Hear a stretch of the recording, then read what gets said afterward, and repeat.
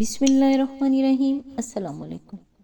اللہ کی مدد ایسی نہیں ہوتی کہ آپ کے راستے میں آنے والا بہت بڑا پہاڑ سرکا دیا جائے گا، بلکہ اللہ کی مدد ایسی ہوتی ہے کہ پہاڑ وہی کھڑا رہے اور آپ کے اندر پہاڑ چڑھنے کا حوصلہ پیدا کر دیا جائے۔ اللہ کی مدد ایسی نہیں ہوتی کہ آپ کی مشکل سرے سے ہی ختم کر دی جائے، بلکہ اللہ کی مدد کبھی کبھی ایسی ہوتی ہے کہ مسئلہ وہی رہتا ہے، لیکن آپ کو اتنا مضبوط کر دیا جاتا ہے کہ آپ ٹوٹتے نہیں، بلکہ آپ کو صبر عطا کر دیا جاتا ہے۔ آج انشاءاللہ سورہ التکویر کی آیت نمبر 10 سے سٹارٹ کریں گے۔ اس کا ترجمہ اور تفسیر تفہیم القرآن سے بیان کروں گی، جو اہل سنت جماعت کے لیے ہے۔ اعوذ باللہ من الشیطان الرجیم، بسم اللہ الرحمن الرحیم۔ اور جب اعمال نامے کھولے جائیں گے، آیت نمبر 11۔ اور جب آسمان کا پردہ ہٹا دیا جائے گا۔ اس کی تفسیر ہے، یعنی جو کچھ اب نگاہوں سے پوشیدہ ہے وہ سب عیاں ہو جائے گا، اب تو صرف خلا نظر آتا ہے، یا پھر بادل، گرد و غبار، چاند اور تارے، لیکن اس وقت خدا کی خدائی اپنی اصل حقیقت کے ساتھ سب کے سامنے بے پردہ ہو جائے گی۔ آیت نمبر 12۔ اور جب جہنم دہکائی جائے گی۔ آیت نمبر 13۔ اور جب جنت قریب لے آئی جائے گی۔ اس کی تفسیر ہے، یعنی میدان حشر میں جب لوگوں کے مقدمات کی سماعت ہو رہی ہوگی، اس وقت جہنم کی دہکتی ہوئی آگ بھی سب کو نظر آ رہی ہوگی، اور جنت بھی اپنی ساری نعمتوں کے ساتھ سب کے سامنے موجود ہوگی، تاکہ بد بھی جان لیں کہ وہ کس چیز سے محروم ہو کر کہاں جانے والے ہیں، اور نیک بھی جان لیں کہ وہ کس چیز سے بچ کر کن نعمتوں سے سرفراز ہونے والے ہیں۔ آیت نمبر 14۔ اس وقت ہر شخص کو معلوم ہو جائے گا کہ وہ کیا لے کر آیا ہے۔ آیت نمبر 15۔ پس نہیں، میں قسم کھاتا ہوں۔ اس کی تفسیر ہے، یعنی تم لوگوں کا یہ گمان صحیح نہیں ہے کہ جو کچھ قرآن میں بیان کیا جا رہا ہے یہ کسی دیوانے کی بڑھ ہے یا کوئی شیطانی وسوسہ ہے۔ آیت نمبر 16۔ پلٹنے اور چھپ جانے والے تاروں کی۔ آیت نمبر 17۔ اور رات کی جبکہ وہ رخصت ہوئی۔ آیت نمبر 18۔ اور صبح کی جب اس نے سانس لیا۔ اس کی تفسیر ہے، یہ قسم جس بات پر کھائی گئی ہے وہ آگے کی آیات میں بیان کی گئی ہے۔ مطلب اس قسم کا یہ ہے کہ محمد صلی اللہ علیہ وآلہ وسلم نے تاریکی میں کوئی خواب نہیں دیکھا، بلکہ جب تارے چھپ گئے تھے، رات رخصت ہو گئی تھی اور صبح روشن نمودار ہو گئی تھی، اس وقت کھلے آسمان پر انہوں نے خدا کے فرشتے کو دیکھا تھا۔ اس لیے وہ جو کچھ بیان کر رہے ہیں وہ ان کے آنکھوں دیکھے مشاہدے اور پورے ہوش و گوش کے ساتھ دن کی روشنی میں پیش آنے والے تجربے پر مبنی ہے۔ آیت نمبر 19۔ یہ فی الواقعہ ایک بزرگ پیغامبر کا قول ہے۔ اس کی تفسیر ہے، اس مقام پر بزرگ اور پیغامبر رسول کریم سے مراد وحی لانے والا فرشتہ ہے، جیسا کہ آگے کی آیات سے بصراحت معلوم ہو رہا ہے، اور قرآن کو پیغامبر کا قول کہنے کا مطلب یہ نہیں ہے کہ یہ اس فرشتے کا اپنا کلام ہے، بلکہ قول پیغامبر کے الفاظ خود ہی یہ ظاہر کر رہے ہیں کہ یہ اس ہستی کا کلام ہے جس نے اسے پیغامبر بنا کر بھیجا، یعنی کہ پیغام دینے والا بنا کر بھیجا۔ سورہ الحاقہ آیت نمبر 40 میں اسی طرح قرآن کو محمد صلی اللہ علیہ وآلہ وسلم کا قول کہا گیا ہے، اور وہاں بھی مراد یہ نہیں ہے کہ یہ حضور صلی اللہ علیہ وآلہ وسلم کا اپنا تصنیف کردہ ہے، بلکہ اسے رسول کریم کا قول کہہ کر وضاحت کر دی گئی ہے کہ اس چیز کو حضور خدا کے رسول کی حیثیت سے پیش کر رہے ہیں، نہ کہ محمد بن عبداللہ کی حیثیت سے۔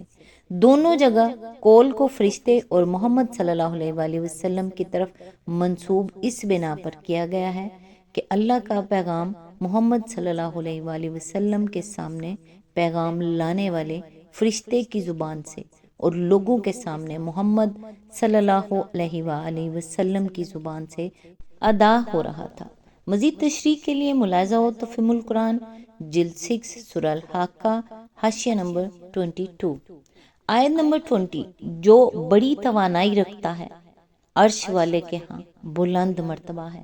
اس کی تفسیر ہے سورہ نجم آیت نمبر 4 اور 5 میں اسی مضمون کو یوں ادا کیا گیا ہے ان ہوا الا وحی یوحا علمہ شدید القویٰ، یعنی یہ تو ایک وحی ہے جو اس پر نازل کی جاتی ہے، اس کو زبردست قوتوں والے نے تعلیم دی ہے۔ یہ بات در حقیقت متشابہات میں سے ہے کہ جبرائیل علیہ السلام کی ان زبردست قوتوں اور ان کی اس عظیم توانائی سے کیا مراد ہے۔ بہرحال اس سے اتنی بات ضرور معلوم ہوتی ہے کہ فرشتوں میں بھی وہ اپنی غیر معمولی طاقتوں کے اعتبار سے ممتاز ہیں۔ مسلم کتاب الایمان میں حضرت عائشہ رسول اللہ صلی اللہ علیہ وآلہ وسلم کا یہ قول نقل کرتی ہیں کہ میں نے 2 مرتبہ جبرائیل کو ان کی اصلی صورت میں دیکھا ہے۔ ان کی عظیم ہستی زمین و آسمان کے درمیان ساری فضا پر چھائی ہوئی تھی۔ بخاری مسلم ترمذی اور مسند احمد میں حضرت عبداللہ بن مسعود کی روایت ہے کہ رسول اللہ صلی اللہ علیہ وآلہ وسلم نے ان کو اس شان میں دیکھا کہ ان کے 600 پر تھے۔ اس سے کچھ ان کی زبردست طاقت کا اندازہ کیا جا سکتا ہے۔ آیت نمبر 21 وہاں اس کا حکم مانا جاتا ہے، وہ بااعتماد ہے۔ اس کی تفسیر ہے یعنی وہ فرشتوں کا افسر ہے، تمام فرشتے اس کے حکم کے تحت کام کرتے ہیں۔ اسی آیت کے ضمن میں آگے فرمایا یعنی وہ اپنی طرف سے کوئی بات خدا کی وحی میں ملا دینے والا نہیں، بلکہ ایسا امانت دار ہے کہ جو کچھ خدا کی طرف سے ارشاد ہوتا ہے اسے جوں کا توں پہنچا دیتا ہے۔ آیت نمبر 22 اور اے اہل مکہ تمہارا رفیق مجنون نہیں ہے۔ اس کی تفسیر ہے رفیق سے مراد رسول اللہ صلی اللہ علیہ وآلہ وسلم ہے، اور آپ کو اہل مکہ کا رفیق کہہ کر دراصل انہیں اس بات کا احساس دلایا گیا ہے کہ آپ ان کے لیے کوئی اجنبی شخص نہیں ہیں، بلکہ انہی کے ہم قوم اور ہم قبیلہ ہیں۔ انہی کے درمیان آپ کی ساری زندگی بسر ہوئی ہے، اور ان کے شہر کا بچہ بچہ جانتا ہے کہ آپ کس قدر دانا اور ہوش مند انسان ہیں۔ ایسے شخص کو جانتے بوجھتے مجنون کہتے ہوئے انہیں کچھ تو شرم آنی چاہیے۔ مزید تشریح کے لیے ملاحظہ و تفہیم القرآن جلد 5 سورہ النجم حواشی نمبر 2-3 آیت نمبر 23 اس نے اس پیغامبر کو روشن افق پر دیکھا ہے۔ اس کی تفسیر ہے سورہ نجم آیت نمبر 7-9 میں رسول اللہ صلی اللہ علیہ وآلہ وسلم کے اس مشاہدے کو زیادہ تفصیل کے ساتھ بیان کیا گیا ہے۔ تشریح کے لیے ملاحظہ و تفہیم القرآن جلد 5 سورہ نجم حواشی نمبر 7-8 آیت نمبر 24 اور وہ غیب کے اس علم کو لوگوں تک پہنچانے کے معاملے میں بخیل نہیں ہے۔ اس کی تفسیر ہے یعنی رسول اللہ صلی اللہ علیہ وآلہ وسلم تم سے کوئی بات چھپا کر نہیں رکھتے۔ غیب کے جو حقائق بھی اللہ تعالیٰ کی طرف سے ان پر کھولے گئے ہیں، خواہ وہ اللہ کی ذات و صفات کے بارے میں ہوں یا فرشتوں کے بارے میں، یا زندگی بعد موت اور قیامت اور آخرت اور جنت اور دوزخ کے بارے میں، سب کچھ تمہارے سامنے بے کم و کاست بیان کر دیتے ہیں۔ آیت نمبر 25 اور یہ کسی شیطان مردود کا قول نہیں ہے۔ اس کی تفسیر ہے یعنی تمہارا یہ خیال غلط ہے کہ کوئی شیطان آ کر محمد صلی اللہ علیہ وآلہ وسلم کے کان میں یہ باتیں پھونک دیتا ہے۔ شیطان کا آخر یہ کام کب ہو سکتا ہے کہ وہ انسان کو شرک اور بت پرستی اور دہریت و لحاد سے ہٹا کر خدا پرستی اور توحید کی تعلیم دے، انسان کو شتر بے مہار بن کر رہنے کے بجائے خدا کے حضور ذمہ داری اور جواب دہی کا احساس دلائے، جاہلانہ رسوموں اور ظلم اور بد اخلاقی اور بد کرداری سے منع کر کے پاکیزہ زندگی، عدل اور تقوی اور اخلاق فاضلہ کی طرف رہنمائی کریں۔ مزید تشریح کے لیے ملاحظہ و تفہیم القرآن جلد 3 سورہ الشعراء آیت نمبر 210 to 212، ماہواشی 130 to 133 اور آیات 221 to 223، ماہواشی 140 to 141۔ آیت نمبر 26، پھر تم لوگ کدھر چلے جا رہے ہو۔